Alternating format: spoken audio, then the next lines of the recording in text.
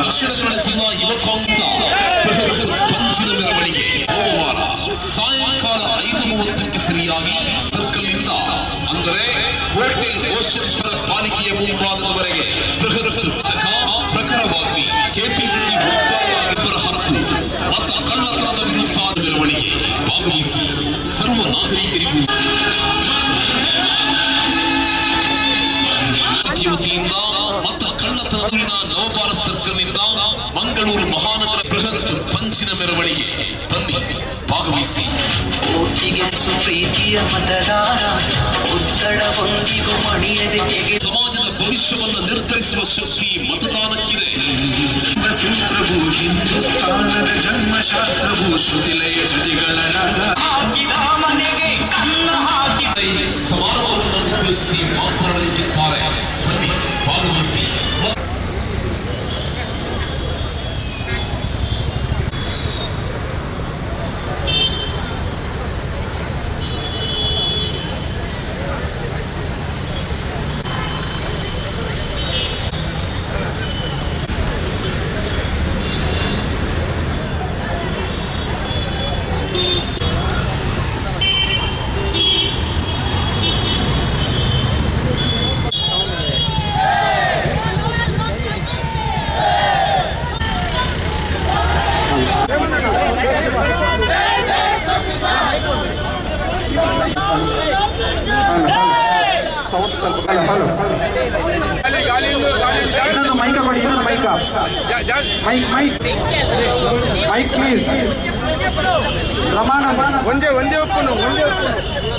ಅದನ್ನೇ ತಾವು ಪುನರುಚ್ಚರಿಸಬೇಕು.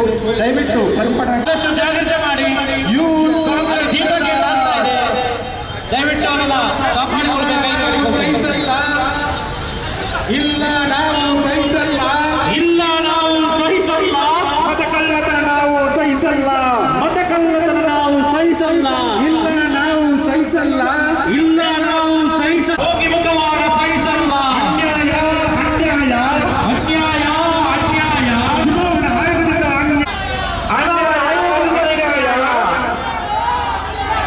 ಚುನಾವಣಾ ಆಯೋಗದಿಂದ ಅನ್ಯಾಯ, ಚುನಾವಣಾ ಆಯೋಗದಿಂದ ಅನ್ಯಾಯ, ಅನ್ಯಾಯ ಅನ್ಯಾಯ ಅನ್ಯಾಯ ಅನ್ಯಾಯ ಅಯ್ಯಯ್ಯೋ ಅನ್ಯಾಯ, ಅಯ್ಯಯ್ಯೋ ಅನ್ಯಾಯ. ವೈಫಲ್ಯ ಇದು, ವೈಫಲ್ಯ ಇದು, ವೈಫಲ್ಯವಿದು, ವೈಫಲ್ಯವಿದು. ಚುನಾವಣಾ ಆಯೋಗದ ವೈಫಲ್ಯ ಇದು, ಚುನಾವಣಾ ಆಯೋಗದ ವೈಫಲ್ಯ. ಕೇಂದ್ರ ಸರ್ಕಾರ ತೊಲಗಲಿ, ತೊಲಗಲಿ, ತೊಲಗಲಿ, ತೊಲಗಲಿ, ತೊಲಗಲಿ.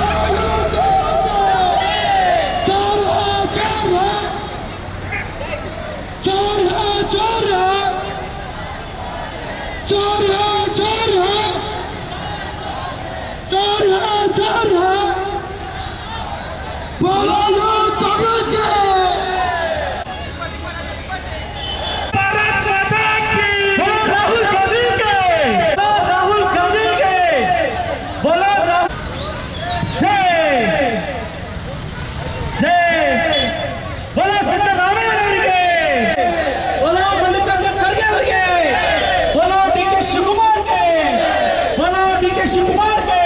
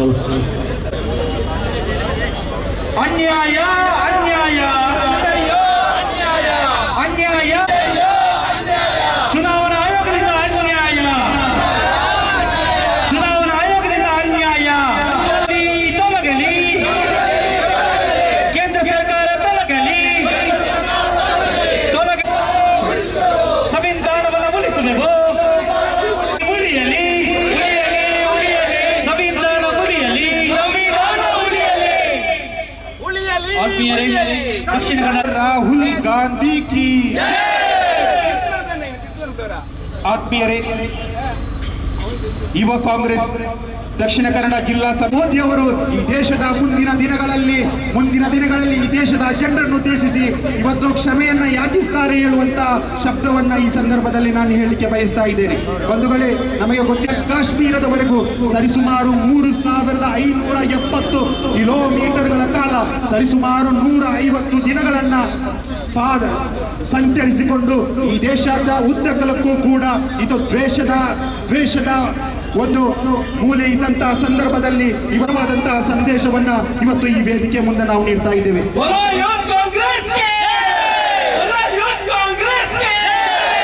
ಆದ್ದರಿಂದ ಈ ಹೋರಾಟ ದಕ್ಷಿಣ ಕನ್ನಡ ಜಿಲ್ಲೆಯಲ್ಲಿ ನಮ್ಮದು ಪ್ರಾರಂಭವಾಗಿದೆ ಮಾತ್ರ.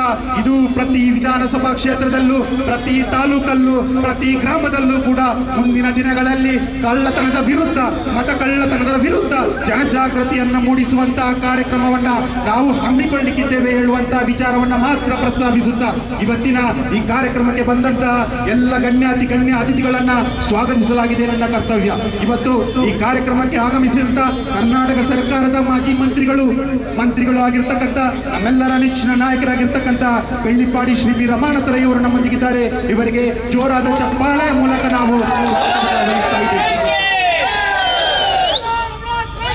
ಅದೇ ರೀತಿ ವಿಧಾನ ಪರಿಷತ್ನ ಸದಸ್ಯರಾಗಿರ್ತಕ್ಕಂಥ ಐವನ್ ಡಿಸೋಜ ಅದರ ವಿರುದ್ಧ ಜನಜಾಗೃತಿ ಮೂಡಿಸ್ತಕ್ಕಂಥ ಕೆಲಸವನ್ನು ಮಾಡಿದರು.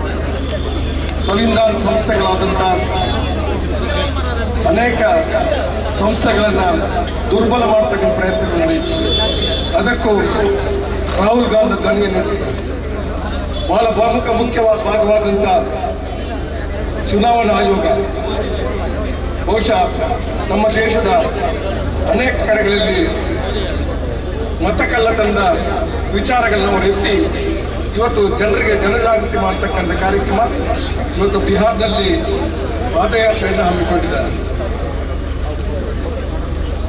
ಇವತ್ತು ಕರ್ನಾಟಕಕ್ಕೆ ರಾಹುಲ್ ಗಾಂಧಿ ಅವರು ಕಳೆದ ಸಾರಿ ಒಂದು ಕಾರ್ಯಕ್ರಮ ಹಮ್ಮಿಕೊಂಡು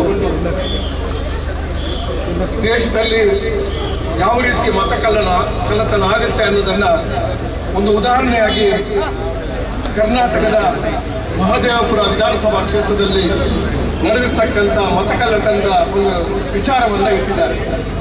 ಒಂದೇ ಒಂದು ಉದಾಹರಣೆ, ತಾವೆಲ್ಲ ಬುದ್ಧಿಜೀವಿಗಳನ್ನು ನಾನು ತಿಳ್ಕೊಂಡಿದ್ದೇನೆ, ತಾವೆಲ್ಲ ತಿಳುವಳಿಕೆ ಉಳ್ಳವರಂತೂ ನಾನು ತಿಳ್ಕೊಂಡಿದ್ದೇನೆ.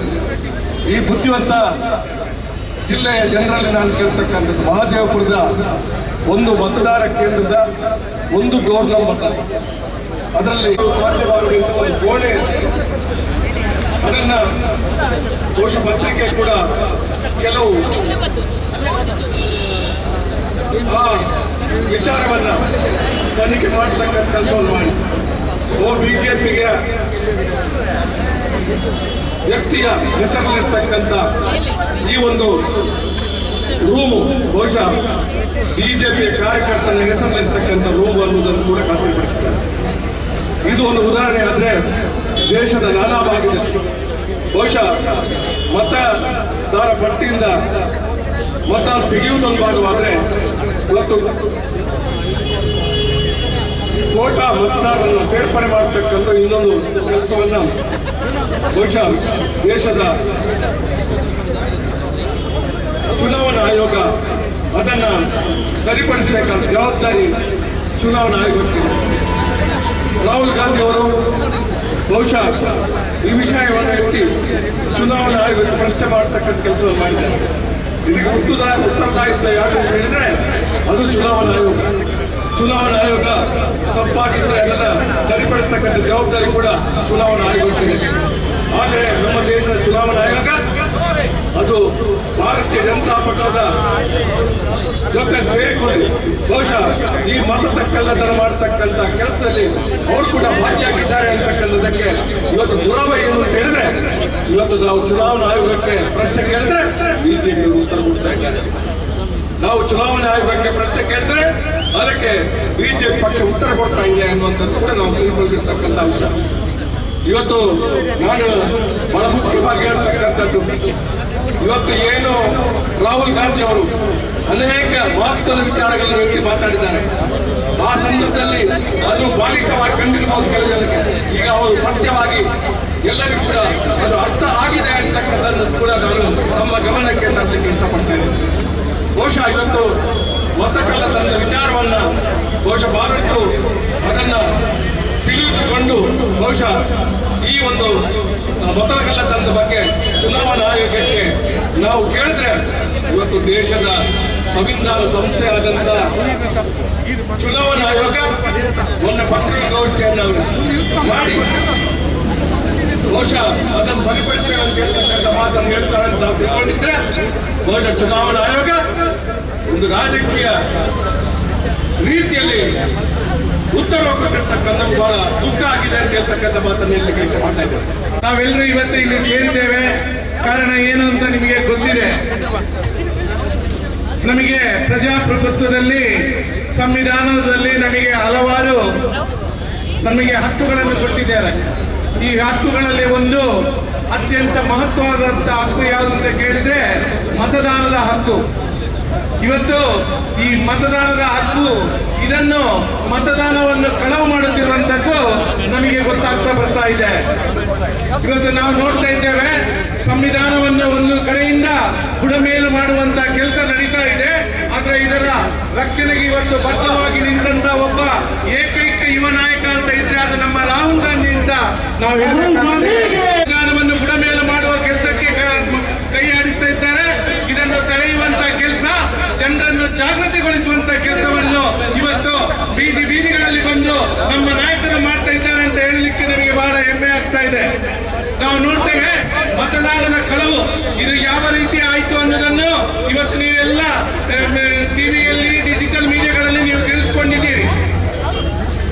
ಇವತ್ತು ಚುನಾವಣಾ ಆಯೋಗ ಅಂತ ಇದೆ, ಇದೊಂದು ಸ್ವಾಯತ್ತವಾದಂತಹ ಸಂಸ್ಥೆ. ಹೀಗೇನೆ ಹಲವಾರು ಸ್ವಾಯತ್ತ ಸಂಸ್ಥೆಗಳಿದೆ. ಅದನ್ನೆಲ್ಲ ಈ ಸರ್ಕಾರವು, ಕೇಂದ್ರ ಸರ್ಕಾರವು ತನ್ನ ಅಡಿಯಾಳಾಗಿ ಉಪಯೋಗಿಸಿಕೊಂಡು ಜನರ ಮೂಲಭೂತ ಹಕ್ಕುಗಳಿಗೆ ಚ್ಯುತಿ ತರುತ್ತಿರುವಂತದ್ದು ಇವತ್ತು ನಾವೆಲ್ಲರೂ ಖಂಡಿಸಬೇಕಾಗಿದೆ. ಇದರ ವಿರುದ್ಧ ನಮ್ಮಲ್ಲಿ ನಮ್ಮ ಬೂತ್ಗಳಲ್ಲಿ ಇದನ್ನು ತಿಳಿದುಕೊಳ್ಳುವಂತಹ ಅಗತ್ಯ ಇವತ್ತಿದೆ ಬಂಧುಗಳೇ. ನಾನು ನನ್ನ ಪಕ್ಷದ ನೆಚ್ಚಿನ ಕಾರ್ಯಕರ್ತರಲ್ಲಿ ವಿನಂತಿ ಮಾಡಿಕೊಳ್ಳುವುದೇನೆಂದ್ರೆ, ನಾವು ಇಲ್ಲಿ ಇವತ್ತು ನಿಂತು ಭಾಷಣ ಮಾಡಿ ಹೋಗಿಬಿಟ್ಟೆ ಇದು ಸಾಲುದಿಲ್ಲ. ನಮ್ಮಲ್ಲಿಯೂ ಕೂಡ ಮತದಾರರ